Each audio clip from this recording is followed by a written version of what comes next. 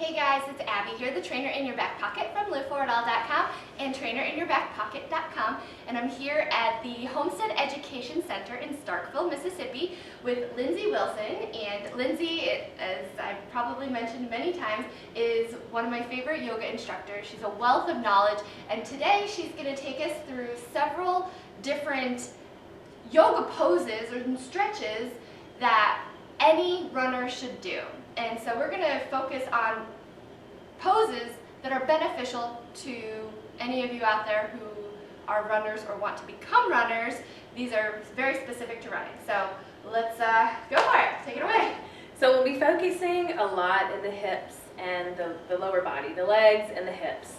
So of course there are going to be some poses that feel pretty intense, and they might even trigger you a little bit, but I just advise to breathe through it and use the breath. In yoga, that is the instrument in which you can move through things.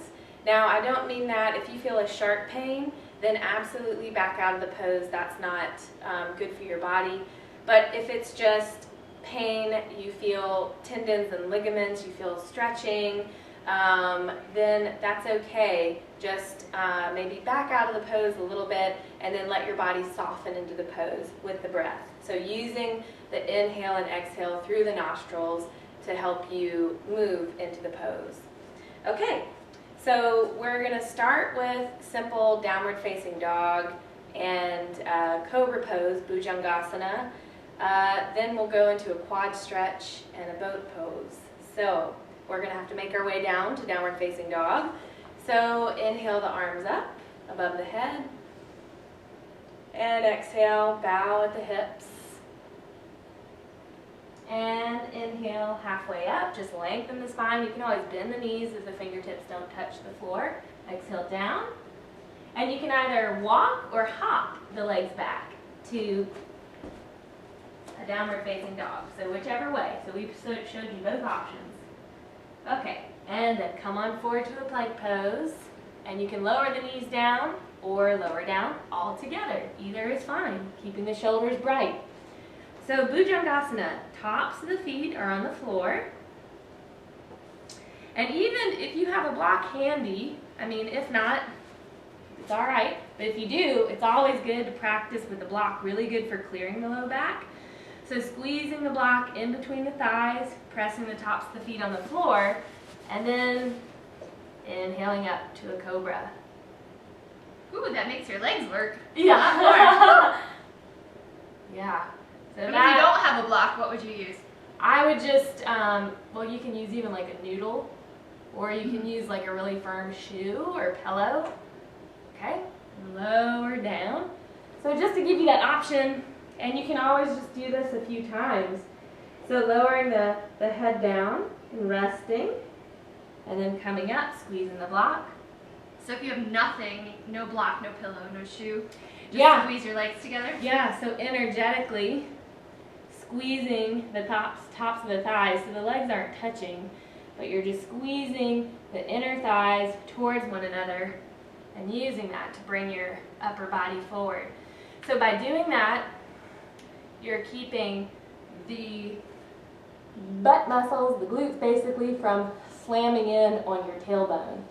So that's what happens when you're squeezing the inner thighs energetically towards one another. You're keeping the low back clear. So what about the shoulders? Because I tend to want to shrug them up when I come up. Yeah. What am I going to be focusing on with them?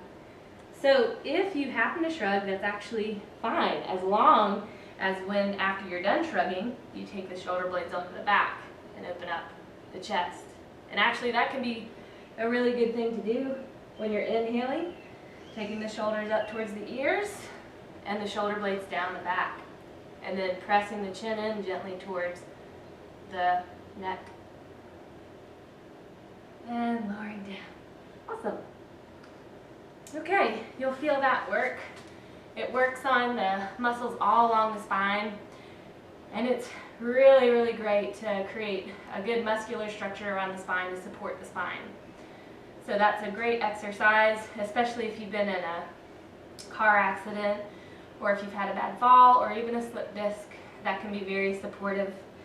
Okay, so now we're going to do a quad stretch, and this can be a bit intense. So we're going to cross the left forearm in front of the body.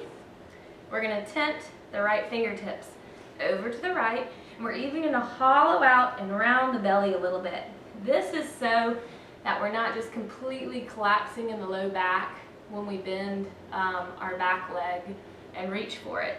So we actually want to hollow, look in towards the navel a little bit, and get full in the low back, and then bend the right leg, reach back. So the tendency is just to kind of roll onto the left thigh and hang out here, but we want to bring the right hip down. And you can either just hold onto the foot and pull it in towards the right side of the body, or you can hook the top of the foot and do it that way with the elbow. Just holding it here for a couple breaths.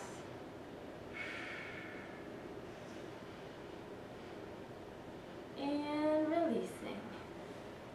So you might feel a little pull of the ligaments around the kneecap, and that's okay. As long as there's no sharp pain, it's fine. So we'll come to a neutral place in the center. So just pressing the palms into the floor, the elbows are underneath the shoulder, and just reaching the heart forward, even rounding out the belly a little bit here, hollowing out the belly. So this is a neutral Sphinx pose. All right, then we'll go to the other side, crossing the right forearm, coming up on tented fingertips, moving the legs so that they're parallel and not splayed out from each other, hollowing out, looking in towards the navel, hollowing out the belly, and then bending that left leg and reaching back. So just starting somewhere neutral at first, and then you can press the foot in towards the left side of the body. Does it matter if I grab the inside or the outside of the foot? No. Just as long as the knees are parallel with one another, roughly. So it's like still hugging the legs towards each other. Mm-hmm. And keeping the front of the body bright.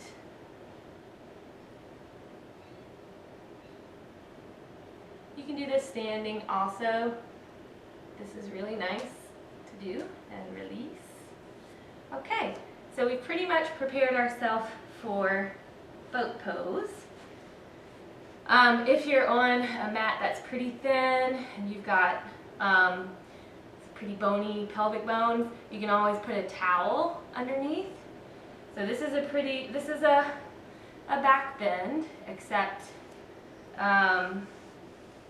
not as intense, but it's a little strenuous, so it's intense in other ways than the traditional back bend. So what you're going to do is take a hold of the tops of the feet for boat pose. And then what I want you to do is press into the tops of the thighs right above the knees so that the pelvis lifts up off the floor. That you can do with an exhale. And then with an inhale, press the body up. Keeping the thighs hugging in towards one another. You can even rock a little bit if you want. Rock and roll. And then coming back to center, reaching the heart open a little bit more. And I'm pressing my feet into my hands the whole time, right? Yep. And then lowering down. Great. Yeah, and you just rest. So we'll do that a couple more times. Okay. And then we'll do a stretch that'll counter the intensity of that pose. So the idea is, a lot of people, when they come up in boat pose, just so they can get more lift, they'll open up their knees, but then they just begin slamming muscles onto the tailbone. So then after a while, that's going to hurt. Very good. Yeah, so she's got very good form. Did you hear that? Beautiful, beautiful. All right. For once. And then you can lower down when you're ready. We'll rest. We'll do one more time together. All right, taking a hold of the tops of the feet, creating a little space between the pubic bone and the floor, and pressing up. Brighten up the toes. That just means spread them out. Yep. Spread the toes.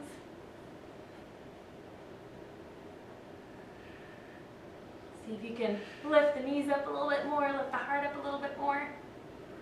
And release. Ooh, those muscles are on fire. Feels good. Yeah. All right. So to counter that, there are different ways to come up to down dog. You can just press up to plank, or you can just press up to the knees, tuck the toes under, come to downward facing dog. All right, go ahead and walk the feet up to the hands. Bend the knees and let the chest rest on the thighs.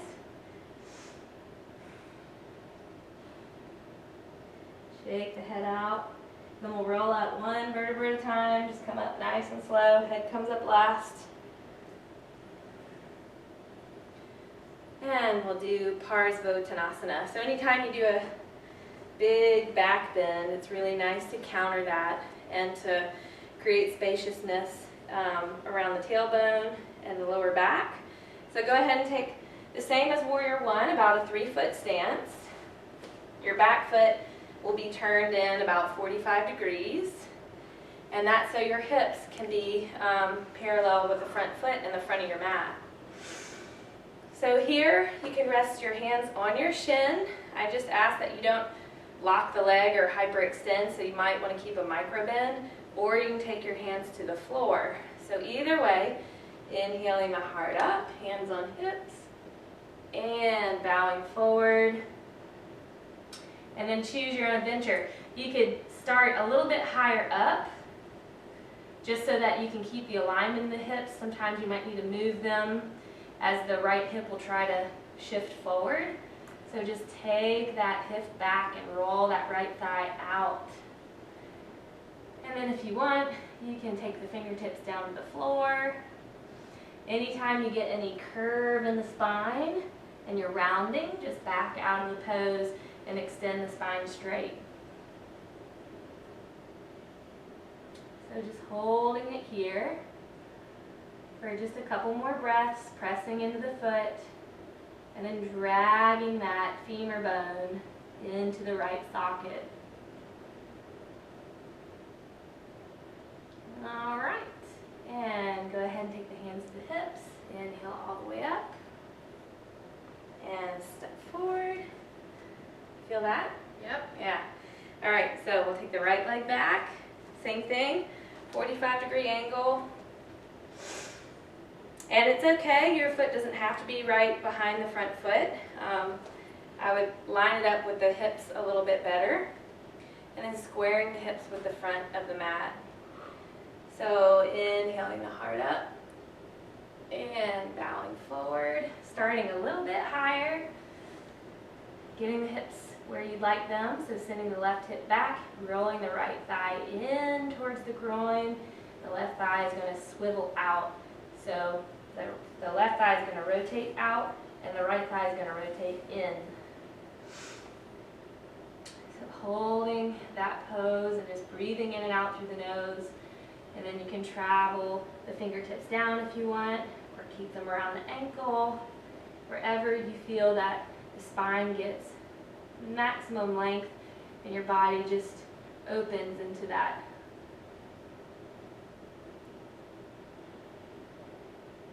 Pressing into the front foot and energetically dragging that left foot back and dragging the femur bone into the hip socket, just to deepen that stretch.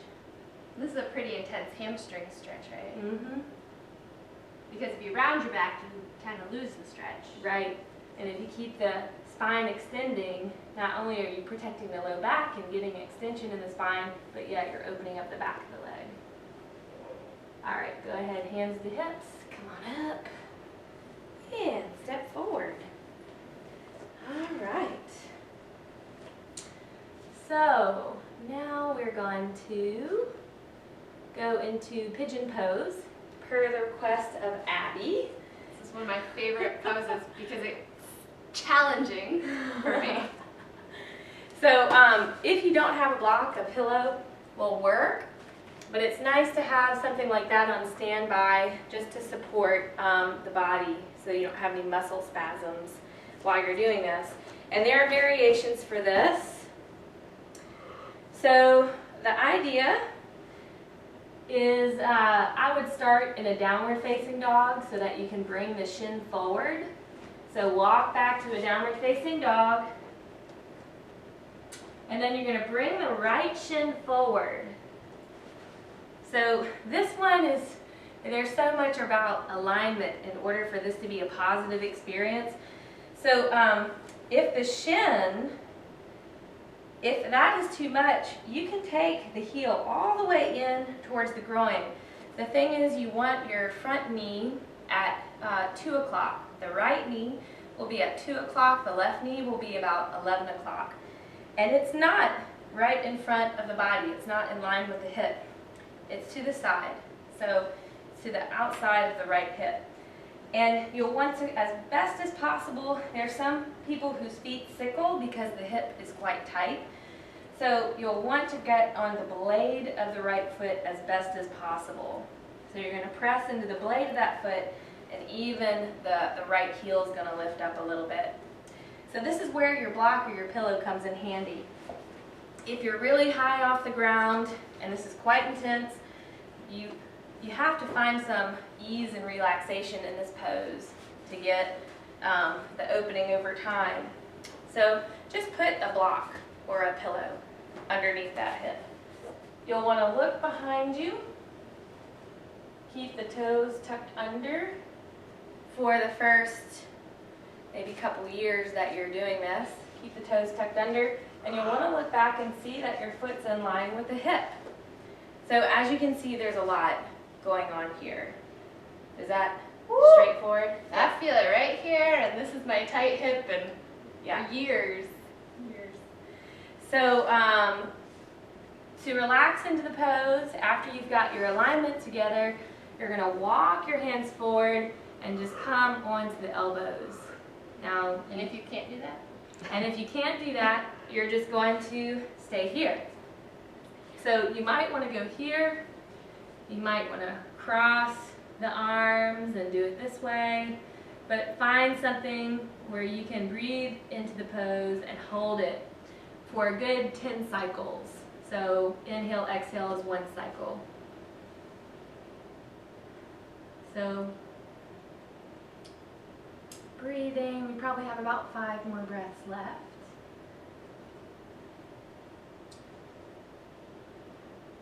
And always start gentler, and then as your body opens, let your body just fall into that. So never force or use your muscles to force a stretch. Just allow the body weight, and then sometimes, you know, abdominal muscles and kind of passive muscles. Don't force yourself into the stretch.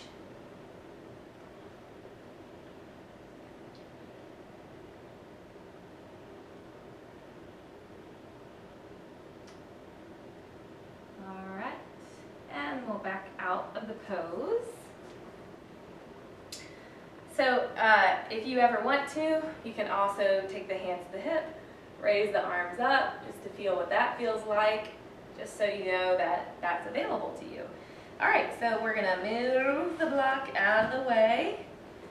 And of course, we've always got the other side. So we'll come up onto the palms, press back to downward facing dog. Just feel the difference in both legs and the hips. Okay, then we'll bring the left shin forward. Now we're at 11 o'clock, and there's always a little bit of a difference between one side and the other in most people. So some people carry more on one side than the other. So you'll want to get your block. You can also not use the block. It's up to you. So Abby's demoing with the block. Looking back over the shoulder, you can see your hip, knee, ankle, all in alignment.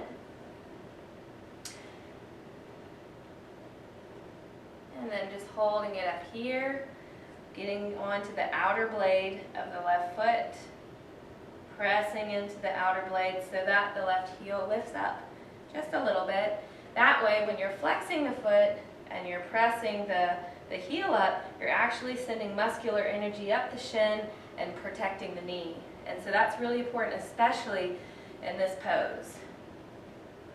So we're going to be, if you stabilize the knee and you go into a hip opener, that's a good thing. If the knee is unstable, then it can really cause some problems.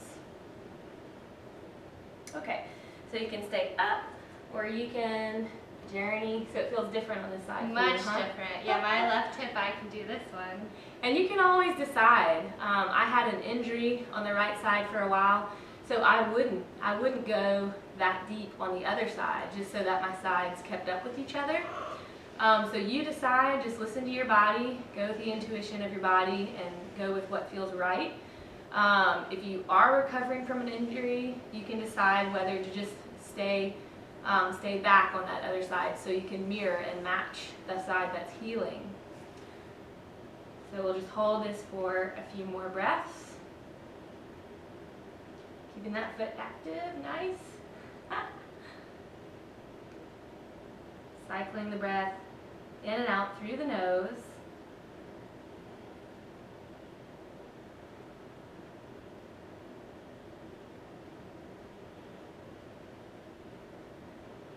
All right.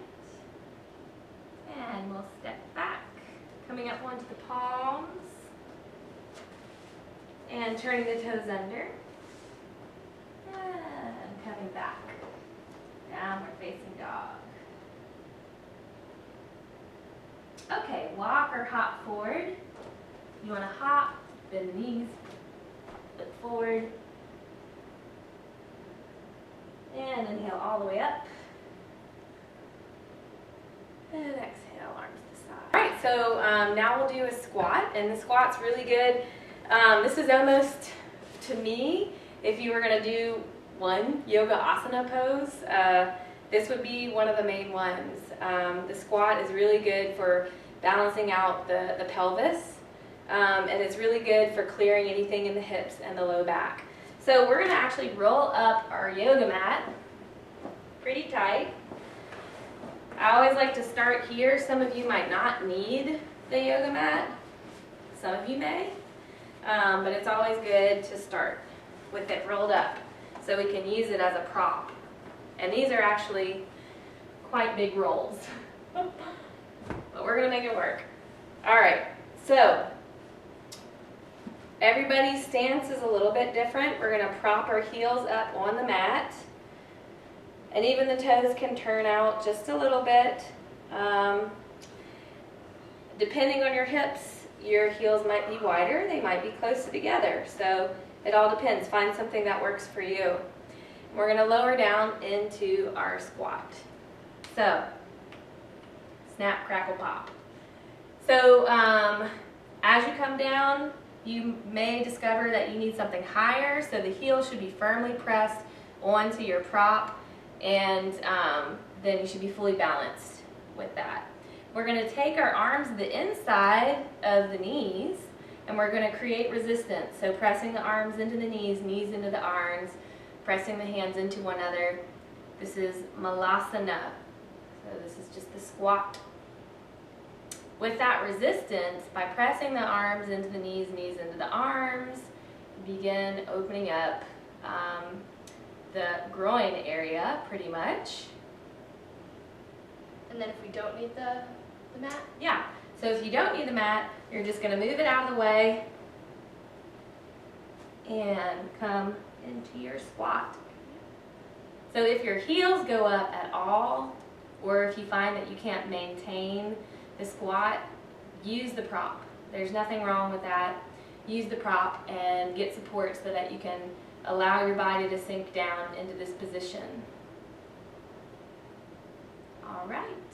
And then holding this for a few breaths. You can always do this at any point. It's a really good stretch. All right, so the last thing that we're gonna do is use the block. So you can, we'll actually just move the mats to the side. This is a really good psoas stretch. This is traditionally what's used to prepare the body for a back bend, but I find it to be so good for the psoas. So we're actually gonna prop up the sacrum. So we'll come onto our backs, and we're gonna prop up the sacrum, and we're gonna do it 2 levels. So this might be all that's happening today. You'll do it on the skinny side. Take the shoulder blades onto the back, and then just relax and let your weight pour onto the block and pour into the floor. Do we let the feet flare out to the side? Yeah, the feet can splay out. You can also put a strap around the legs to keep the feet facing up, and that'll actually be a little bit more of an opener for the psoas, but it's okay. If they splay out, you're still going to get the opening. And if you don't have a block, what could you use instead? That's a good question. Rolled up mat? Yeah, a rolled up mat, especially those that are quite large. But the thing is, the other height is to go up on the skinny side. Put it right on the sacrum.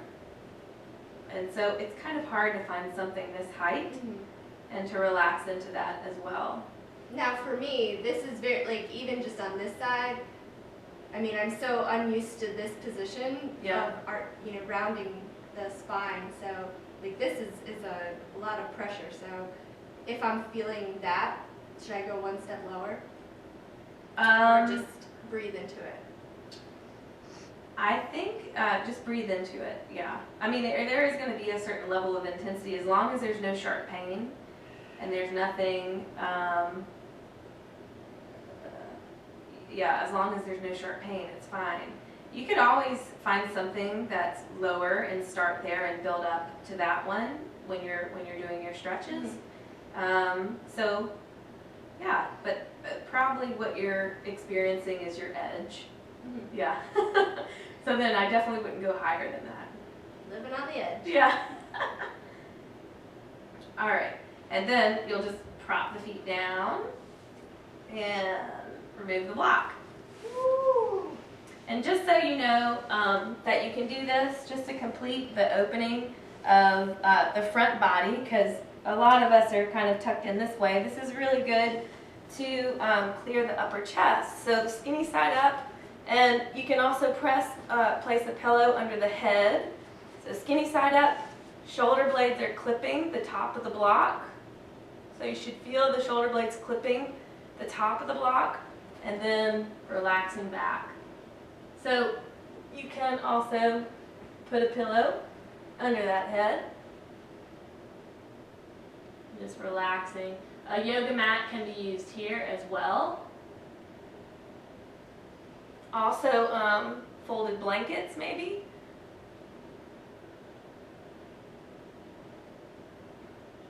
And then we'll just release that. So coming up under the elbows. And you know, of course, in my practice I hold it a bit longer, but I just wanted to show you that. So that ends our runner stretching program. Perfect. That was great. Thanks, Lindsay. Yeah.